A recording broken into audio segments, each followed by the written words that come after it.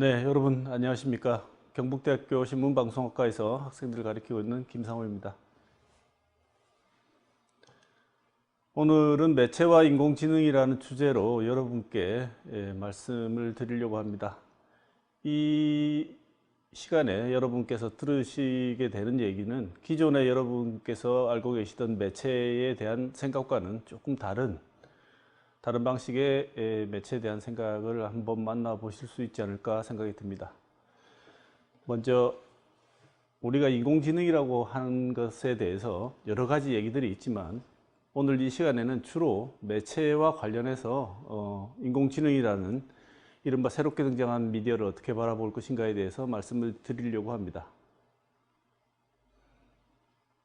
지금까지는 미디어라고 하면 여러분께서 익숙하신 미디어는 텔레비전, 라디오, 최근에 등장한 유튜브와 같은 이런 구체적인 내용을 전달하는 미디어들, 흔히 말하는 미디어들을 미디어라고 생각하시고 그 이외의 것들에 대해서는 미디어의 범위를 굉장히 축소시켜서 생각하시는 경향이 있습니다.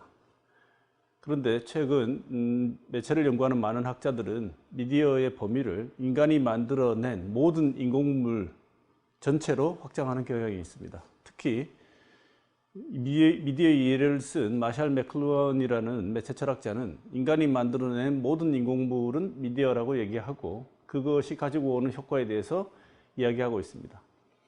그래서 오늘 여러분께 말씀드릴 미디어에 대한 내용도 인공지능 역시 하나의 미디어로 바라보고 인간과 그 새롭게 등장하고 있는 인공지능이라는 미디어가 어떤 관련성을 맺고 있을지, 어떤 관련성을 맺고 진행되고 있는지에 대해서 말씀드리고자 합니다. 튜링 테스트라는 게 있습니다. 잘 아시겠지만 튜링 테스트는 앨런 튜링이 기계가 얼마나 인간과 유사한 생각을 하고 있느냐를 검증하기 위해서 만들어낸 그런 일종의 테스트죠. 이 테스트를 통과한 많은 알고리즘 또는 요즘 오늘 이 시간과 같은 인공지능들이 여러 개가 존재했습니다. 사람들에게 칸막이를 하고 응답을 하게 한 이후에 이게 사람의 대답인지 기계가 만들어낸 대답인지를 사람이 분간하지 못할 정도가 되면 이 테스트를 통과했다고 봅니다. 이 테스트를 통과한 많은 알고리즘이 지금은 수도 없이 많을 것 같습니다. 왜냐하면 인공지능의 속도와 발전 속도가 워낙 빠르기 때문에 그렇죠. 이 인공지능이 본격적으로 등장하기 전에 슈퍼컴퓨터가 체스 게임을 해서 세계 체스 챔피언을 이기기 시작했습니다. 그때 많은 사람들이 정말 엄청나게 놀랐고 화면에 나와 있는 것처럼 그 당시 체스 챔피언은 저렇게 얼굴을 감싸고 굉장히 충격적인 표정을 하고 있습니다. 이 비슷한 장면을 우리도 얼마 전에 보게 되었습니다. 처음에 이세돌 구단하고 바둑 경기를 할 때 처음에 바둑 시작할 때 보신 분들은 아마 기억을 하실 겁니다. 전혀 바둑을 아는 사람이라면 뚫을 수 없는 곳에다가 알파고가 바둑을 착점을 했습니다. 그러자 많은 바둑을 그때 중계를 하고 해설을 하던 사람들이 뭐라 그랬냐면 아직까지 체스는 모르겠지만 바둑은 인공지능이 아직은 안 되는 것 같다고 얘기를 했습니다. 그러면서 뭐라고 했냐면 중계를 할 적에 시작할 적에만 해도 아직은 바둑은 인공지능이 따라올 수 없는 영역이라고 다소 낙관적인 분위기로 중계를 시작하다가 어느 지점에 이르러서 그 중계하고 있는 해설하고 있는 구단들의 표정이 바뀌기 시작한 걸 볼 수 있습니다. 엄청나게 놀랐다는 거죠. 처음에 시작하던 지점과 바둑을 전개하는 방식이 기존의 인간이 전개하던 방식과는 전혀 다른 방식으로 진행을 해서 결국 이기게 됐고 아마도 바둑에 관한 한 이세돌 구단이 이겼던 단 한 번의 승리가 인간이 인공지능을 상대해서 이긴 아마 최후의 바둑이 아닐까 싶습니다. 그때도 많은 사람들이 저렇게 놀랐었죠. 유진 구스트만이라는 하나의 프로그램을 통해서 튜링 테스트를 했을 적에 많은 사람들이 이것은 대답이 기계가 아니고 사람인 것 같다고 대답한 사람이 많아서 튜링 테스트를 통과한 프로그램이 있습니다. 근데 그 뒤에 이 당시에 참여했던 사람한테 물어봤더니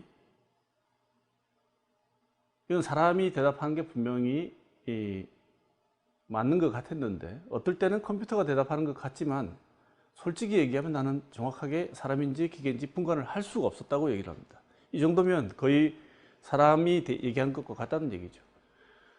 당시에 체스 챔피언도 뭐라고 얘기를 했냐면, 뭔가 생각하는 존재가 뒤에 숨어서 컴퓨터를 조정하는 것 같았다. 근데 그 컴퓨터는 사람처럼 생각하는 것 같지는 않았다. 인지 능력은 있으나 사람처럼 생각하는 것 같지는 않았다는 것이죠. 우리가 나중에 인공지능하고 대면을 해서 조금 지나게 되면 아마 이런 느낌을 자주 받을 수도 있을 것 같습니다.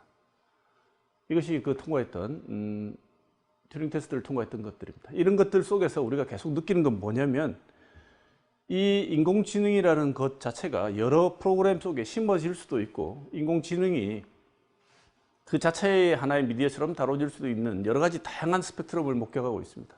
하나의 프로그램이 장착이 돼서 기계를 작동시키는 작동 프로그램이 되기도 하고, 때로는 인공지능이라는 것 자체를 뚝 띄워가지고 하나의 미디어, 독립적인 미디어처럼 다루는 경향이 있기도 합니다.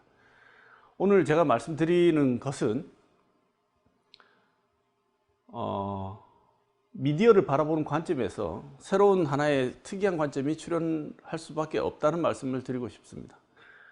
기존에는 미디어라고 하면 인간이 만들어낸 모든 산물이라고 말을 했을 때, 미디어를 어떻게 생각을 하느냐면 물리적 사물, 기계 혹은 외부에 존재하는 그 어떤 대상들로 지각을 하고 생각을 합니다. 그런데 미디어는 두 가지 종류가 있습니다. 하나는 눈에 보이는 미디어와 또 다른 하나는 눈에 보이지 않는 미디어가 있습니다. 이렇게 말씀드리면 잘 이해가 안 되시죠? 간단한 예를 들면 이런 겁니다. 여러분이 자동차 운전하는 법을 배웁니다. 자동차라는 미디어를 다루기 위해서 자동차 운전법을 배우는데, 자동차를 운전할 수 있게 되면 자동차라는 미디어는 눈에 보이는 미디어고, 자동차라는 또 다른 미디어가 우리 몸속에, 우리 신체 속에 심어집니다. 구체적으로 차를 어떻게 심는지 이해가 잘 안 되시죠? 스마트폰이 미디어면 스마트폰, 눈에 보이는 우리의 스마트폰은 눈에 보이는 미디어고, 스마트폰은 또 다른 스마트폰의 다른 눈에 보이지 않는 미디어로서의 특징은 우리 몸에 심어집니다. 이게 무슨 말이냐? 이렇게 여러분이 가장 많이 들어봤을 흔한 얘기 중에 하나는 뭐냐면, 사람은 책을 만들고 책은 사람을 만든다는 얘기를 들어보셨을 겁니다. 이와 유사한 방식으로 마샬 맥클루어는 뭐라고 얘기를 하느냐면, 우리가 미디어를 사용하면 그 미디어를 사용하는 동안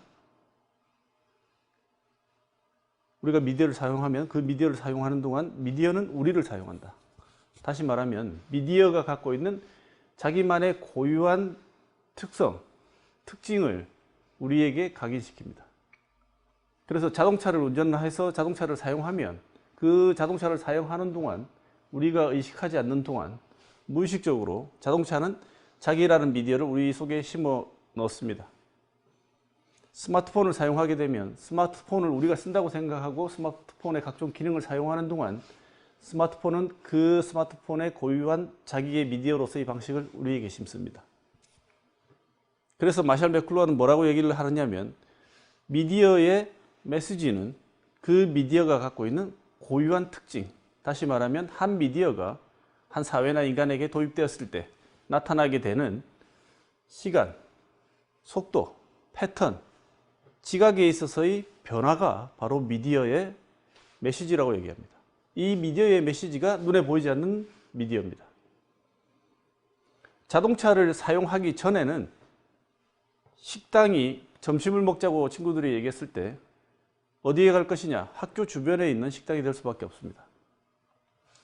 학교에 있는 교내 식당이나 주변에 있는 식당이 될 수밖에 없죠. 이유는 그게 가능한 시간의 범위이기 때문에 그렇습니다. 자동차를 가지고 난 뒤에는 점심 식사가 가능한 존이 자동차로 1시간 이내 또는 1시간 반 이내로 다녀올 수 있는 모든 곳으로 범위가 확장되게 됩니다. 이런 일이 자동차를 계속 사용하면 반복이 되겠죠. 그러면 나중에는 이제 어디에 식사를 하거나 약속 장소를 잡을 때 자동차라는 걸 매개로 하지 않아도 그 사람의 생각에는 자동차로 움직일 수 있는 거리가 그 사람의 생각의 기본적인 단위가 되게 됩니다. 이게 눈에 보이지 않는 미디어가 우리 신체로 스며들어서 들어와 있는 형태입니다. 여러분이 스마트폰을 갖고 있지만 스마트폰이 여러분한테 어떤 방식으로 눈에 보이지 않는 미디어로서의 스마트폰이 여러분한테 들어와 있는지는 지금 당장 여러분이 스마트폰 없이 하루를 보내보시면 스마트폰이라는 미디어가 얼마나 여러분 신체 속으로 스며들어와 있는지, 보이지 않는 미디어가 들어와 있는지 알 수 있습니다. 우리는 눈 밖에 보이는 미디어에 계속 집중을 하다가 정작 가장 중요한 작동을 하고 있는 눈에 보이지 않는 미디어를 잊기 쉽습니다. 이것이 미디어가 갖고 있는 굉장히 큰 힘이고 사람들이 미디어의 힘을 쉽게 간과하고 있는 이유이기도 합니다. 왜냐하면 스마트폰이 어떤 작동을 하게 되면 스마트폰을 탈각시키거나 버리면, 쓰지 않으면 그 문제가 없어질 거라고 생각하는데, 자동차를 타지 않아도 자동차로 인해서 생긴 우리의 지각의 변화는 없어지지 않습니다. 이게 미디어가 갖고 있는 힘이죠. 그래서 마셜 맥클루한은 미디어의 일한 책 부제목에서 이런 부제목을 답니다. 미디어는 인간의 확장이다. 이것까지는 쉽게 알 수 있습니다. 미디어는 인간의 확장이다. 그래서 인간의 확장이기 때문에 이전에는 호미로 땅을 파다가 좀 더 곡괭이로 파다가 포크레인까지, 자동화된 기기까지 점점 인간의 손의 기능을 확장시켜 왔다는 거죠. 이게 미디어 발달의 역사라고 생각하고 기술 발달의 역사라고 생각합니다. 그러면서 반대의 또 다른 하나의 기능, 미디어가 보이지 않는 미디어라는 형태를 통해서 우리한테 스며들어 와 있는 이 과정은 쉽게 잊어버립니다. 그래서 어떤 미디어를 사용할 때 기대하지 않거나 예상하지 못했던 현상들이 벌어지면 그걸 뭐라고 얘기하냐면 기술의 부작용이라고 얘기하는데, 미디어는 처음부터 부작용, 작용하고는 상관없이 우리 신체에 스며드는 기제를 통해서 작동하게 되어 있습니다. 미리 먼저 말씀드리면 인공지능은 뭐냐? 인공지능 역시 우리의 인간 지능이 외부에 존재하는 형태로 확장되었다고도 말할 수 있다는 겁니다. 우리는 지금 한 새로운 지점을 통과하고 있다고 말씀드렸습니다. 어떤 지점일까? 우리 인간은 처음에 지금까지 세 번에 걸쳐서 우리는 다른 존재들과는 차이가 있는 오로지 인간만이 고유한 존재라고 하는 믿음 속에서 살아왔는데 차근차근 하나씩 부서져 왔습니다. 제일 처음 부서진 것이 우리 인간만이 이 우주에 존재하는 고귀한 생명체라고 생각했고 지구가 우주의 중심이라고 생각했었는데 그것이 가장 먼저 부서졌습니다. 코페르니쿠스가 그렇지 않다는 걸 보여줬고 지금은 지구가 중심이라고 믿는 사람은 없습니다. 두 번째는 우리 인간은 하나님이 지금의 형상 그대로 창조를 했지 다른 동물들과는 다른 존재라고 믿어왔습니다. 그런데 다윈이 인간 역시 진화한 존재지 처음부터 이렇게 만들어지지 않았다는 걸 얘기함으로써 다른 생명들의 법칙의 연장선상에서 벗어나 있지 않음을 얘기를 했습니다. 그래서 인간 역시 이 법칙 속에 들어가 있다고 생각하게 되었죠. 그래서 또 한 번에 우리는 다른 존재들과는 떨어진 불연속적인 고유한 존재라는 생각이 붕괴가 되게 됩니다. 세 번째는 조금 다른 측면에서 인간만이 이성을 가지고 있고 의식적이고 인간은 모든 행동에 있어서 스스로의 주체적인 판단에 의해서 움직인다고 생각을 해왔었는데 프로이트가 우리 인간이 의식이라고 말하는 것은 참으로 빙산의 일각이고 우리 인간을 지배하는 더 큰 요소들은 무의식적인 차원, 의지, 의식, 이성이라고 말하는 이외의 차원이 있을 수 있다고 얘기를 함으로써 또 한 번에 다른 존재들과는 현격한 차이를 보이는 그런 존재라는 불연속적인 존재라는 것에서 충격을 줘서 없애버렸습니다. 이 세 번에 걸친 불연속을 연속으로 만든 사건들 이후에 마지막 네 번째가 남았는데요.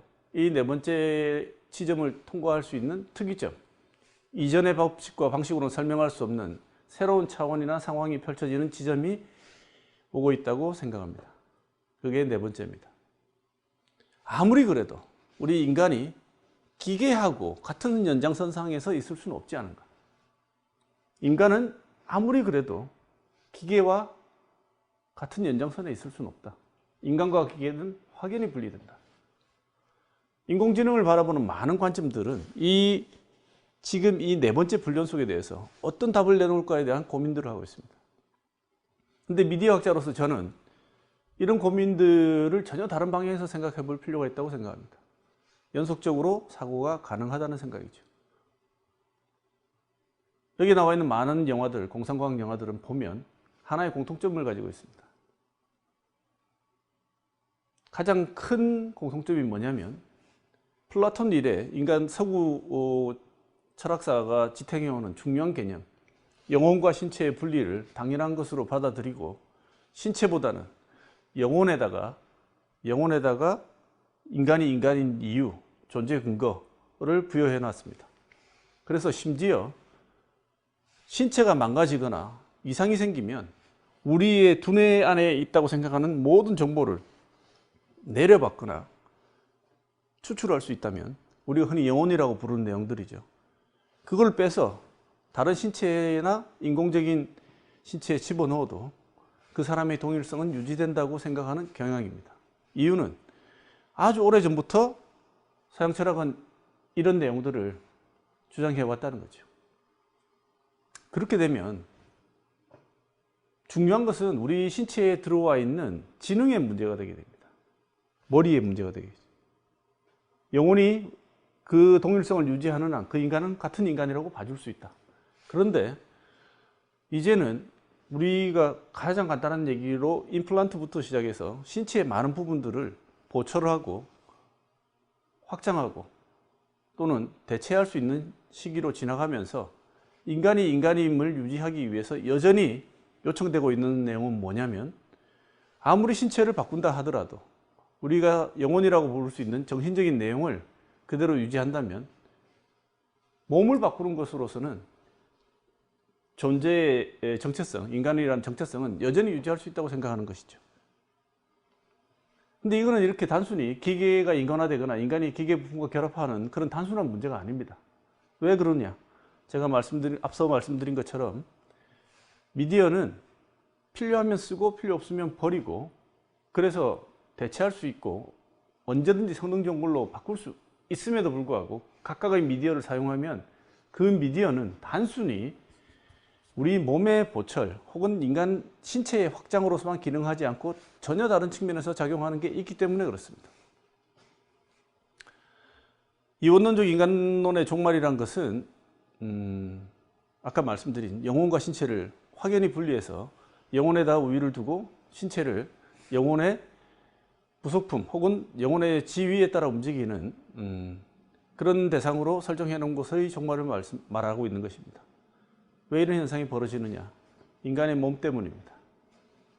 왜 지금 인간의 몸을 말씀드리냐면 모든 미디어들을 어떻게 생각을 해봤느냐면 우리 인간이 신체적인 기능을 필요로 할 때 확장시키는 형태, 신체의 능력을 확장시키는 형태로 바라봐 왔기 때문에 인간의 몸을 어떻게 볼 것이냐의 문제는 미디어를 어떻게 볼 것인가의 문제와 인공지능이 어떤 것인가에 대한 질문에 답을 할 때 여전히 같은 선상에서 영향을 미치는 것들입니다.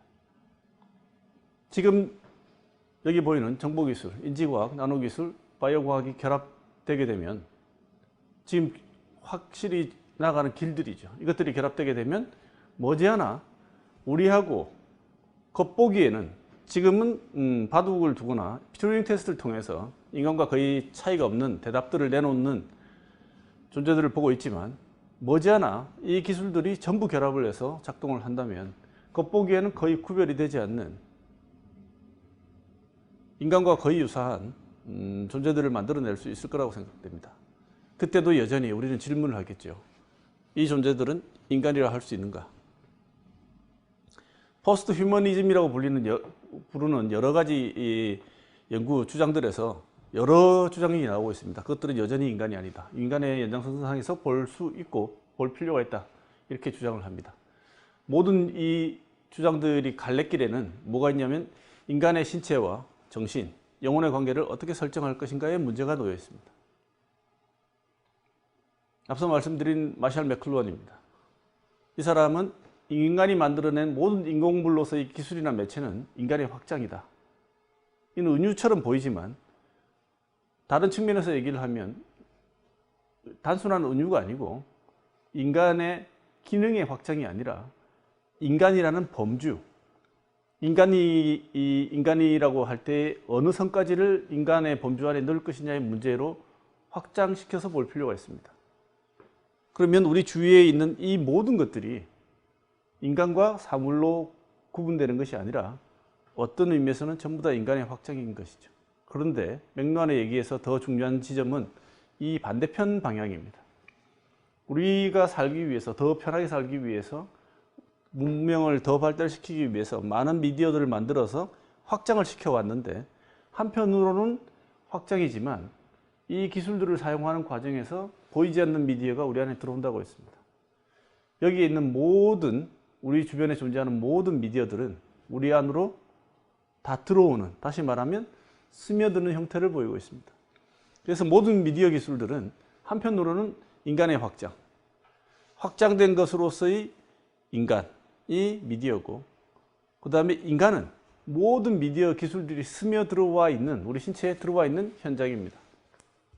이런 측면에서 보자면 활자 미디어를, 문자만 사용하던 사람들, 그 이전에 구술 미디어만 사용하던 사람들, 그 이후에 문자 사용하던 사람들, 활자 미디어를 사용하는 사람들, 전신, 라디오, 텔레비전 이후의 사람들, 그리고 지금 디지털 시기에 등장하고 있는 각종 미디어를 사용하는 사람들은 겉보기에는 별 차이가 없지만 전혀 다른 사람이라고 얘기할 수도 있습니다.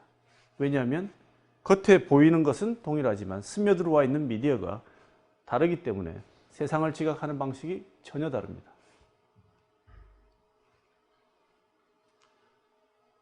가장 단순한 예는 이런 것이죠. 인간의 확장의 초기 형태는 손이 호미로 확장되는 것, 직관적으로 누구나 다 이해할 수 있습니다. 여기서 점점 더 나아가면 포크레인이라고 말씀드렸습니다. 호미를 쓰면, 우리가 호미를 쓰고 필요 없을 때는 걸어두면, 호미를 쓸 때만 도구라고 생각해서 우리가 필요할 때만 미디어를 쓴다고 생각할 수 있습니다. 근데 아까 말씀드린 것처럼 호미를 사용하는 사람은 호미를 쓰는 동안 호미에 보이지 않는 미디어가 우리 신체 안에 들어와 있습니다. 그래서 어떤 일을 보거나 밭을 보면 생각을 할 때 손으로 파는 행위를 통해서 할 수 있는 일을 생각하지 않습니다. 호미를 통해서 할 수 있는 방식으로 생각합니다.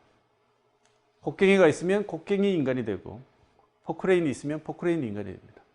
그래서 엄두를 내거나 지각할 때 대상이 전혀 다르게 지각되는 것이죠. 그런 의미에서 보자면 우리 지하철 노선도를 보게 되면 인간의 혈관하고 거의 유사한 형태를 보이는데, 저런 유사한 형태의 확장, 그 다음에 우리 컴퓨터는 우리 두뇌의 확장처럼 보입니다. 이런 은유는 여러분들이 쉽게 이해할 수 있습니다. 쉽게 이해해 왔습니다.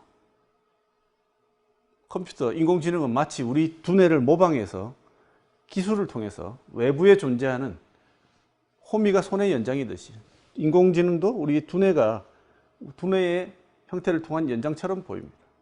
그런데 계속 말씀드리지만 인공지능이 장착되어 있는 미디어를 사용하게 되면 인공지능이 저기에서 따로 자기 작동을 하는 것이 아니라 우리 신체에 스며들게 됩니다. 안 그럴 것 그렇지 않다고 생각하시는 분도 있겠지만, 그건 미디어의 일반적인 속성입니다. 사용하는 동안, 우리가 미디어를 사용하는 동안 미디어는 우리를 자기 방식으로 사용해서, 사용한다니까 인간의 의지적인 어떤 행위처럼 보이지만 그런 의지적인 행위가 아니라 우리도 모르는 사이에 우리 속으로 스며들게 되는 겁니다. 여러분들이 쉽게 확인할 수 있는 것 중에 하나는, 내비게이션은 지도책의 확장이기도 하고 어떤 의미에서는 우리가 길 찾아가는 데 사용했던 우리 두뇌의 확장이기도 합니다. 우리가 내비게이션을 사용하면 내비게이션을 쓰는 동안 내비게이션은 우리를 사용합니다. 그래서 우리 신체 안으로 스며듭니다. 우리에게 스며듭니다. 그래서 마침내 우리는 내비게이션처럼 생각합니다. 길을 찾을 때 그 주변에 있는 건물, 가는 길을 먼저 한번 생각해보고 이렇게 가면 되겠다는 생각을 한두 번씩 접기 시작해서 나중에는 길 찾는 행위는 내비게이션이 가지고 있는 속성에 따라서 생각할 수밖에 없게 됩니다. 이런 과정이 미디어가 스며드는 일반적인 과정입니다. 그렇다면 인간의 확장되었다는 의미로 인공지능을 바라볼 것이냐? 맞습니다. 인간의 능력의 확장이죠. 두뇌 능력의 확장이고 인간의 확장인 건 맞는데, 그렇다면 인공지능은 밖에 있기 때문에 우리 인간의 연장하고 인간이라는 것과는 상관이 없는 것 아니냐? 인공지능을 사용하면 모든 인공지능의 기능적 장치들은 사용하는 동안 우리 몸 안에 들어오게 됩니다. 그렇다면 인공지능이 보이지 않는 미디어로서의 기능이 우리 몸 안에 들어온다면 인공지능은 앞에 인공이란 말이 붙었다고 해서 영원히 인공으로 남을 것이냐, 아니면 우리의 생각하는 방법의 일부가 되어서 우리 인간 안에 들어올 것이냐. 그렇게 본다면 선명한 구분, 인간의 지능과 인공지능, 이렇게 구분할 수 있을 것인가. 여러분은 지금 아무 생각 없이 사용하고 있는 미디어가 하나 있습니다. 그것은 분명한 미디어인데 여러분은 그것을 천성이라고 생각하고 있는 게 있습니다. 그게 뭐냐면 말하기입니다. 음성 언어는 인간이 가지고 있는 최초의 미디어입니다. 우리가 말을 하는데 특별한 장애가 없는 한 누구나 다 말은 할 수 있기 때문에 말은 태어나면서 같이 태어나는 천부적 재능이라고 생각하시지만 하나의 미디어로서 그 미디어를 사용하는 동안 우리에게 장착된 것들입니다. 우리가 말을 하게 되면서 여러 가지 많은 변화들이 일어났습니다. 이게 미디어란 것은 여러분이 영어라는 미디어를 장착했을 때와 한국어를 장착했을 때 세상과 사물을 지각하는 방식이 조금씩 달라졌다는 것을 많은 어학하시는 분들이 얘기를 한 것을 들었을 겁니다. 같은 쌍둥이도 영어권에서 사는 사람과 한국어 문화권에서 살았던 사람은 일란성 쌍둥이도 지각하는 체계가 다를 수 있습니다.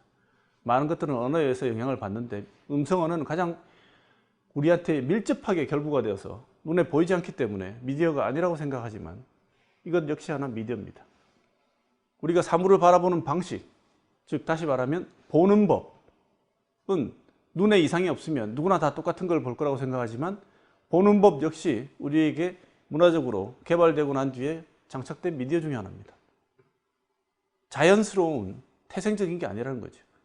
문자가 만들어지고 난 이후에 음성으로 살던 사람들과 문자가 나온 이후에 살던 사람들은 완전히 달라져 있습니다. 활자가 나온 사람 뒤에는 또 달라져 있고요. 이게 뭐냐면 활자는 저기 있었지만 인간 내부로 스며들어서 다른 인간을 만들어냈다는 거죠. 그렇게 보자면 외부에 존재하고 있는 이 모든 미디어들이 우리 인간하고 절연되어서 필요할 때만 찾을 수 있는 적이 있는 것들이 아니고 밖에 존재하지만 여전히 우리의 일부라는 것들입니다. 그래서 심지어 마샤 맥클루한은 어떤 얘기까지 하느냐면 벌이 식물의 생식기처럼 수술과 암술을 옮겨 다니면서 식물들을 생식시키는 것처럼 인간은 좀 심하게 말하면 기계 세계의 생식기가 될 수도 있다. 우리가 보고 있는 것처럼 언제나 새로운 형태들의 미디어를 만들어내고 진화시키는 것은 벌이 식물의 생식기처럼 움직이는 것처럼 새로운 미디어들이 계속 만들어지는 것은 넓게 보면 우리 인간이 다니면서 우리 인간은 인간의 필요에 의해서 개발하고 발명한다고 하지만 전화기와 카메라가 결합된 새로운 형태가 탄생하고 각종 우리가 보고 있는 많은 미디어들은 그 미디어들 자체의 논리에 의해서 마치 우리를 매개로 해서 자기들의 논리, 자기들의 새로운 모습을 관철시키는 것처럼 볼 수도 있다는 겁니다.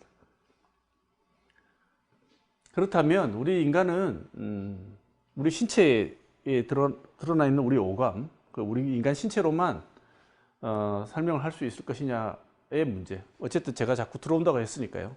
기술이 우리 몸 안에 들어와 있는 것만 우리 인간의 범위라고, 즉 다시 말하면 우리 신체, 육신, 이 범위 안만 우리 인간이라고 말을 할 것이냐, 아니면 범위를 더 넓힐 것이냐의 문제가 있습니다.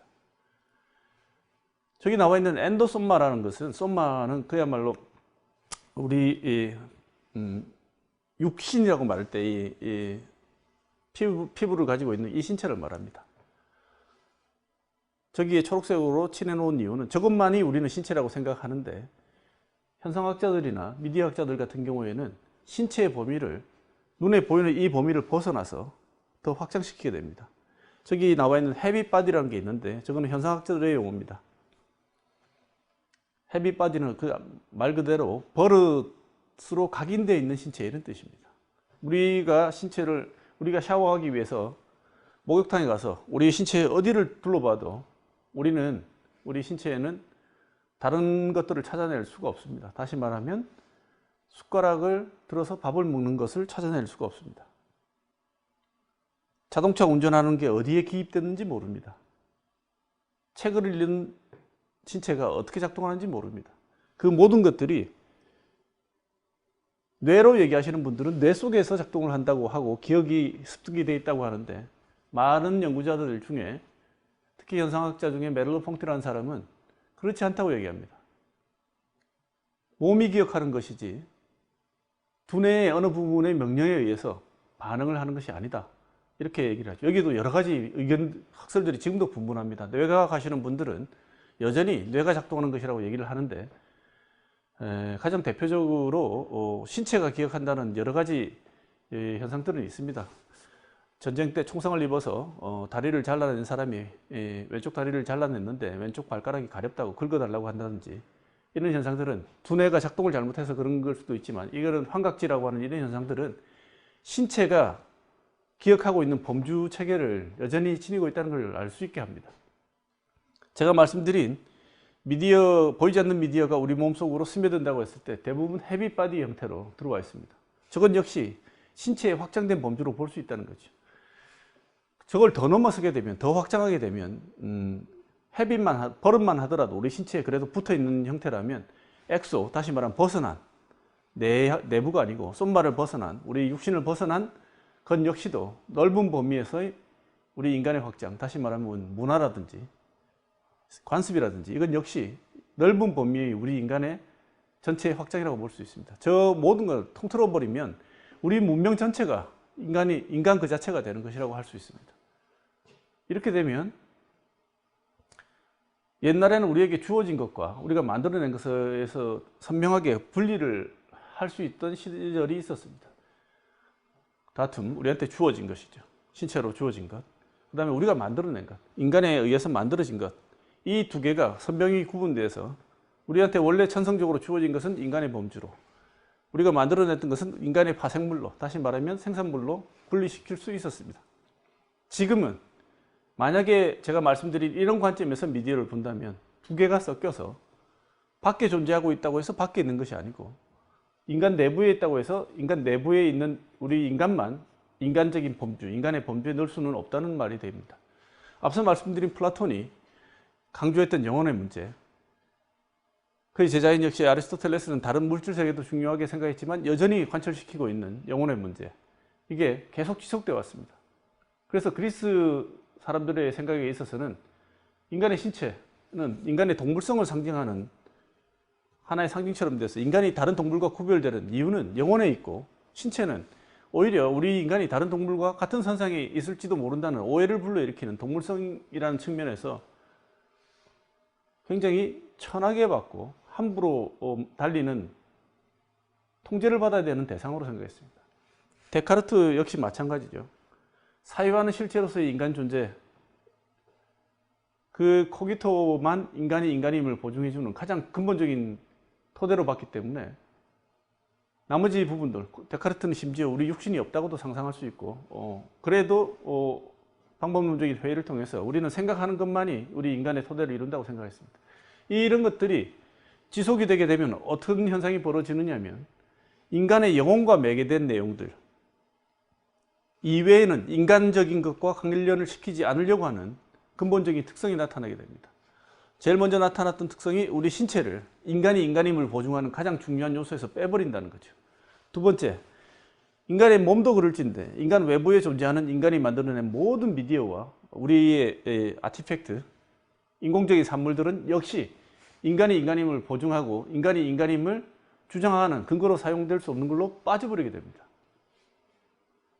이런 사유의 연장에서라면 인공지능은, 지능이란 말을 붙여놓았지만 이건 은유일 뿐이고, 외부에 존재하는 모든 사물들은 우리 인간의 일부 혹은 인간의 확장, 그래서 다 통틀어서 인간이라는 측면에서 생각할 수 없는, 반드시 제외돼야 되는, 혹은 심한 경우에는 적대시돼야 되는, 그래서 인공지능이 더 활성화돼서 인간처럼 굴게 될 때 이것은 인간이 인간임을 보증하는 중요한 것들을 위협하는 존재로 생각할 수밖에 없는 기본적인 철학적인 토대를 이루게 됩니다.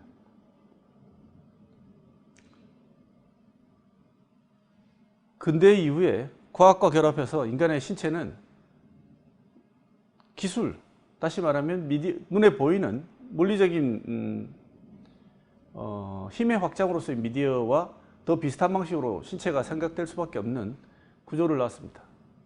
그게 뭐냐면 신체는 조련과 통제의 기능을 가지고 필요하다면 바꿀 수 있는 일종의 소유물과 같은 방식으로 몸을 객관화하게 됩니다.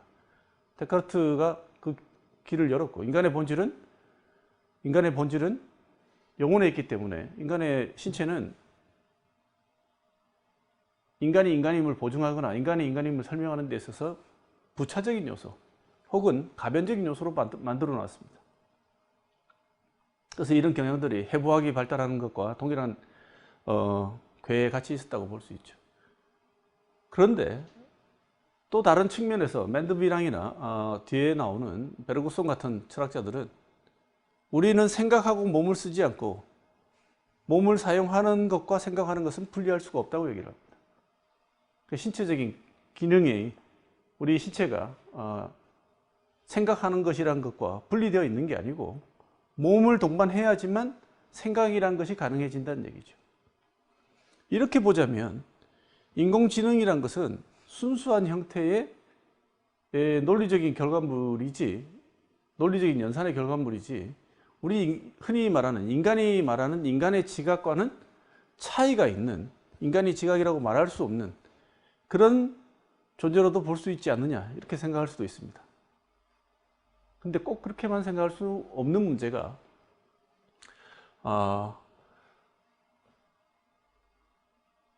지금 우리가 생각할 때 위기라고 느끼는 중요한 것 중에 하나가 바로 이 지점입니다. 많은 사람들이 사피엔스, 유발 하라리의 사피엔스 호모데우스라는 책을 통해서 앞으로 기술이 발달하게 되면 기계들이 인간을 완전히 대체해서 우리 인간은 아무것도 증강된 기능을 가지고 있지 않은 인간은 퇴화해버리고 호모 사피엔스는 마지막을 맞이하고 또 다른 형태의 인간종이 출현하는 것을 불가피하게 볼 수밖에 없지 않느냐고 얘기를 합니다. 이 경우 새롭게 출현하는 그 새로운 기술과 결합된 종을 우리는 뭐라고 부를 것이냐, 여전히 인간이라고 부를 수 있을 것이냐에 대해서 여러 가지 얘기가 있지만 인간이라고 부를 수 있을 거라고 봅니다. 왜냐하면 지금 인공지능이 탑재하고 있는 모든 내용들은 전부 다 우리가 이미 확장시켜 놓았던 우리 인간의 산물들, 우리 인간의 확장들이 집약적으로 활용될 수 있는 재료를 제공해서 만들어진 것들이기 때문에 새로운 형태의 인간종이 출현했다고 말할 수도 있다는 겁니다.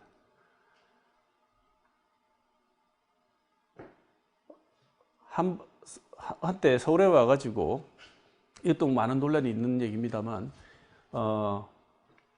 인간이 왜 어렵게 교육을 통해 가지고 인간이 인간다움을 확보해야 하느냐, 차라리 훌륭하게 성장할 가능성이 있는 유전자를 발굴해내고 그 유전자를 가지고 있는 인간들을 우리가 생산해낼 수 있다면 우리 인간은 그런 오랜 시간과 시행착오를 거치지 않고도 보다 나은 인간들이 모여서 사는 세상을 만들 수 있을 거라는 좀 충격적인 주장을 한 사람이 있습니다. 그 주장의 제목이 휴먼 팜입니다. 인간농장입니다. 인간농장을 위한 규칙이라는 말을 제시를 했는데요. 그거를 흔히 트랜스휴머니즘이라는 걸 주장하는, 인간을 뛰어넘는 인간을 만들어내고자 하는 사람들이 주장을 했습니다. 이 사람들은 결정적으로 하나의 오류를 범했다고 많은 비판을 받는데, 지금 우리가 생각하는 가장 아름답고 훌륭하다는 것들이 과연 미래 세계도 과연 그럴 것이냐의 문제에 대해서 생각하지 않는다는 얘기를 했는데, 이 사람들이 간과하고 있는 내용 중에 하나가 뭐냐면 우리 인간이 만들어낸 모든 산물들이 우리 인간의 확장으로서의 우리 인간 자체라고 하는 지점을 잊어먹고 있다는 겁니다. 우리가 나쁘다고 생각하는 것, 좋다고 생각하는 이 모든 것들이 좋은 것만 우리 인간의 확장이고 인간의 일부고 나머지는 인간적인 것들이 아닌 게 아니라는 것을 잊어먹고 있고, 지금 당대에 좋은 것으로 평가되는 것만 모아놨을 때 나머지 인간들은 차후에 어떻게 평가될지도 모르는 가치들을 사장시키는 아주 심각한 결과를 초래할 수도 있다는 거죠.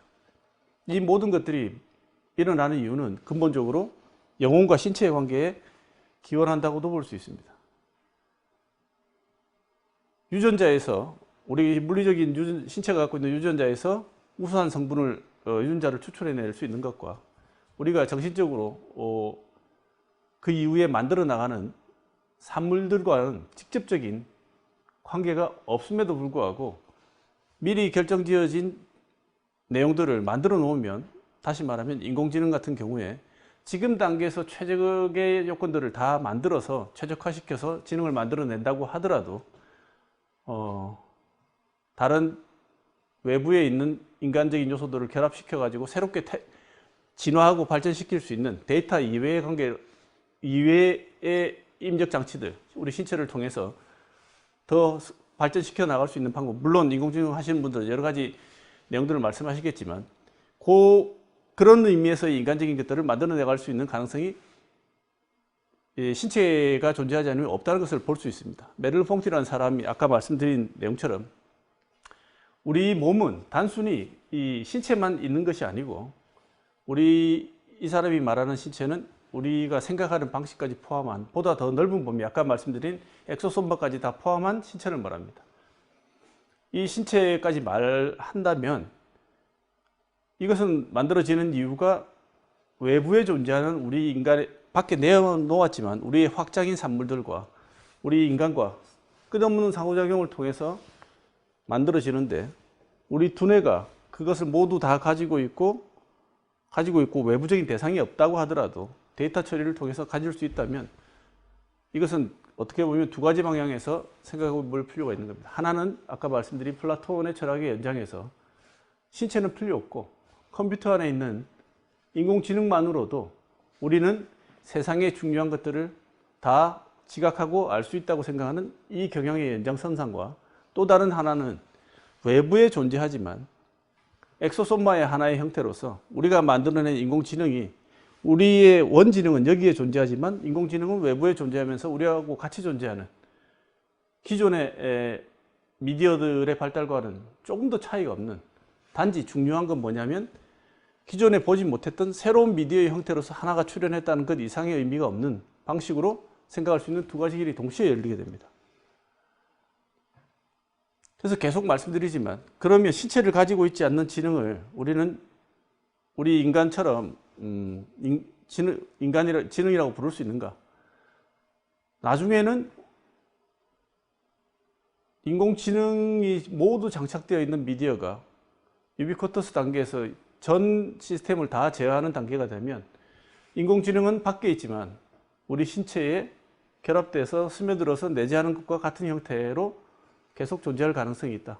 그래서 지금처럼 인공지능을 분리시켜 가지고 트랜센던스라는 영화처럼 하나의 망에서만 작동하고 신체에는 필요 없는, 즉 다시 말해서 인간의 신체와는 관계없이 독자적으로 존재할 수 있는 하나의 새로운 차원의 존재라고 생각한다면 기존의 미디어와는 전혀 다른 차원의 새로운 세계가 열리고 있는 것처럼 보이지만, 우리 인간의 신체와 결합해서 생각을 한다면 인공지능 역시도 확장된 의미의 신체 밖에 존재하지만, 여기 있는 모든 사물들은 우리 신체 밖에, 스마트폰도 우리 밖에 존재하지만 그 밖에 존재하는 미디어만 보고 미디어 밖에 존재한다고 얘기할 수 없고, 그 미디어는 우리 안에 들어와서 스며들어서 존재하고 있는 영역이 따로 있고 밖에 있는 게 따로 있다는 것과 동일한 차원에서 생각한다면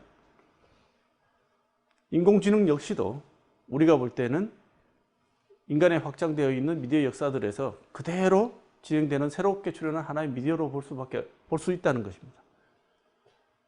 우리가 생각을 길 찾을 때 내비게이션에게 물어보고 길을 찾고 내비게이션에 의지해서 살지만 내비게이션은 여전히 우리 밖에 있습니다. 아주 이거는 원시적인 형태지만, 그렇다고 내비게이션이 밖에 있다고 해서 우리와 작동하지 않는 것은 아닌 것처럼 인공지능 역시 다른 컴퓨터상에서 존재하고 우리에게 기기상에 존재하고 하지만 우리하고 관계를 맺는 방식은 우리에게 스며드는 방식으로, 우리가 필요한 기능들을 밖으로 내놔서 그쪽으로 확장시키는 방식으로 밖으로 확장하고 안으로 스며드는 이 양식은 계속 지속될 가능성이 있다는 것입니다. 이것이 더 가능해지는 우리 이유는 지금 여기 나와 있는 디지털 네트워크, 모바일, 유비쿼터스란 이 네 가지 형태가 함께 결합이 되게 되면 더 확연하게 알 수 있는 것들이라고 볼 수 있습니다. 예전에는 활자는 책 밖을 벗어날 수 없었고, 텔레비전, 라디오는 전파를 통하긴 하지만 기기 밖으로 벗어날 수 없는 상황에서 지금은 마치 공기처럼 모든 것이 밖에 존재한다 하더라도 사물들과 사물들, 인간과 사물들이 연결되어 있는 상태가 되게 되면, 제가 말씀드린 인공지능이 밖에 있다 존재한다 하더라도 마치 우리 뇌와 함께 공존하는 방식의, 인간의 일부로 공존하는 방식 역시 가능해질 거라고 생각이 됩니다. 제가 오늘 말씀드린 내용은 시간이 충분치 않아서 전부 다 말씀드리진 못했습니다만, 여러분들이 이 그림에서 나와 있는 것처럼 지금은 이렇게 그냥 이미지화해서 여러분이 보고 계시지만, 저기 나와 있는 인터넷 익스플로러와 우리가 보고 있는 텔레비전, 그리고 우리가 사용하는 카메라든 스마트폰이든 밖에 존재한다고 해서 그것이 우리 밖에 있는, 우리와 관계없는, 우리 신체와 절연된 인간이 아닌 필요에 따라서 사용할 수 있는 그냥 물리적인, 무생물적인 기계의 단계를 벗어나서 저기 이렇게 연결되어 있는 것처럼 저 모든 것이 엑소소마라는 범위로, 신체의 범위로 확장시켜 보면 저 모든 덩어리 전체가 하나의 우리의 인간 신체가 된다는 생각을 할 수 있을 겁니다. 그렇게 되면 단순히 좁은 의미로는 우리 인간 신체가 이거지만, 우리가 갖고 있는 육신이지만, 넓은 범위로의 우리 인간의 몸, 육신 말고 몸을 생각하면 몸의 범위가 훨씬 확장되고 다른 방식으로 생각될 수도 있다는 것입니다. 그러면 인공지능 역시 두 가지의 길이 이해가 가능하다고 생각하는데, 하나는 우리 인간과 완전히 절연된 우리 인간의 내용을 갖고 가서 독자적으로 존재할 수 있는 하나의 독자적인 미디어로 본다 그러면, 예전의 미디어를 봤던 방식의 연장선에 있다고 할 수 있습니다. 텔레비전은 텔레비전으로 존재하고 우리가 필요에 의해서 사용할 수 있고, 잘못 작동하면 폐기하거나 수리할 수 있고, 인공지능 역시 우리 필요에 의해서 만들어서 쓰다가 그 인공지능이 잘못 작동하거나 우리 인간을 위협하거나 하면 수리하거나 고쳐서 우리 필요에 맞게 사용할 수 있는 그런 존재로 볼 수 있는 방법이 하나 있고, 또 다른 방식은 우리도 알지 못하는 사이에 각종 인공지능이 적용되어 있는 기기들을 사용하는 과정에서 그 인공지능 역시 우리가 사용했던 많은 미디어들이 우리 속에 들어와서 작동하고 있는 방식으로 우리의 일부가 돼서 공존하는데 아무 문제가 없는 방식으로 생각될 수도 있다는 겁니다. 좋든지 싫든지 미디어로서의 인공지능이 우리 내부에 들어와서 우리하고 공존하고 우리와 함께 지낼 것이란 것은, 이것은 더 이상 의심해 볼 필요도 없이 명백해진 사실들입니다. 다만 우리가 항상 유념해야 되는 내용은, 텔레비전을 볼 때 텔레비전은 텔레비전 내용으로, 즉 다시 말하면 텔레비전에 나와 있는 내용으로 우리를 바꾸지 않습니다. 텔레비전이 갖고 있는 미디어로서의 형식이 우리를 바꿉니다. 책을 보면 책에 있는 내용이 우리를 감화시키고 우리를 바꾼다고 생각을 하지만, 책의 메시지는 책이라는 미디어가 우리 사회에 도입되면서 일어난 각종 변화들, 생각 패턴의 변화가 책의 메시지입니다. 그는 안에 있는 내용과는 아무 상관이 없습니다. 그래서 우리가 항상 인공지능을 얘기할 때 인공지능에 탑재되는 들어가 있는 내용, 딥러닝하는 내용이 중요하다. 그것들이 이 인공지능의 핵심이라고 자꾸 생각을 하는 경향성이 존재합니다. 이전의 미디어를 생각할 때도 그랬듯이요. 그런데 미디어가 정작 힘을 발휘하는 것은 그 안에 들어가 있는 내용들이 아니고 그것이 우리하고 결합하는 형식적인 특징들입니다. 그래서 미디어를 사용할 때는 중요한 것은 미디어 안에 있는 내용, 그것이 뭔가를 자꾸 들여다보면 그 미디어가 실제로 작동하고 있는 미디어로서의 힘은 간과하기가 쉽습니다. 책 안에 있는 내용이 중요하고 텔레비전에 방송되고 있는 콘텐츠, 내용이 중요하고라는 생각은 여전히 남아있는 영혼이 중요하고 신체는 영혼의 조정을 받는다고 생각하는 플라톤 철학의 연장물들입니다. 연장된 생각들입니다. 근데 우리가 보면 우리를 지배하는 많은 것들은 컨텐츠 그 자체라기보다는 그것이 갖고 있는 형식적인 특징들입니다. 그렇다면 인공지능도 우리하고 어떤 방식으로 결합을 하느냐. 어떤 분들은 우리 신체 안에 구체적으로 인공지능이 심어져서 안드로이드가 생겼을 때, 그 안드로이드가 우리를 배신할 때, 이런 공상과학적인 어떤 생각을 하면서 인공지능을 바라보는 경우도 많이 볼 수 있는데, 인공지능이 우리 시계 속에, 우리 텔레비전 속에, 우리 스마트폰 속에, 또는 우리의 밥솥, 우리의 냉장고, 우리의 전등 스위치를 켜고 끄는 이런 형식들에 아무런 자각 없이 사소한 단위부터 아주 복잡한 단위들까지 스며들게 될 때 그 형식적인 특징들이 가지고 오게 될 문제나 의미, 이게 훨씬 더 우리에겐 더 중요하다는 것입니다. 왜냐하면 우리의 지각하는 신체 자체가 변형이 일어나서 우리가 인간이라고 부를 수 있는 범위가 변화가 일어나서 어떤 내용을 가지고 있는 존재, 어떤 방식으로 움직이는 존재를 우리가 인간이라고 부르게 될지를 나중에, 지금은 잘 모르지만 나중에 규정하게 될 내용들을, 내용에 의해서 인공지능이 담고 있는 내용에 의해서 우리를 규제하는 것이 아니고, 인공지능이 우리하고 어떤 방식으로 결합하느냐에 대해서 물리적인 결합의 방식, 우리에게 스며들어온 방식에 의해서 우리를 규정할 가능성이 굉장히 크다는 사실, 그게 미디어로서의 인공지능을 바라보는 기본적인 관점입니다. 그래서 우리는 이런 말을 가지고 인공지능을 보면, 오늘 이 강의에 제가 드리고 싶은 마지막 얘기는, 이런 관점으로 인공지능을 보게 되면 아주 위험하고,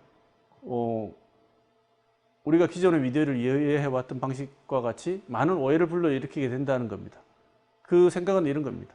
인공지능을 가지고 우리는 무엇을 할 수 있을 것인가?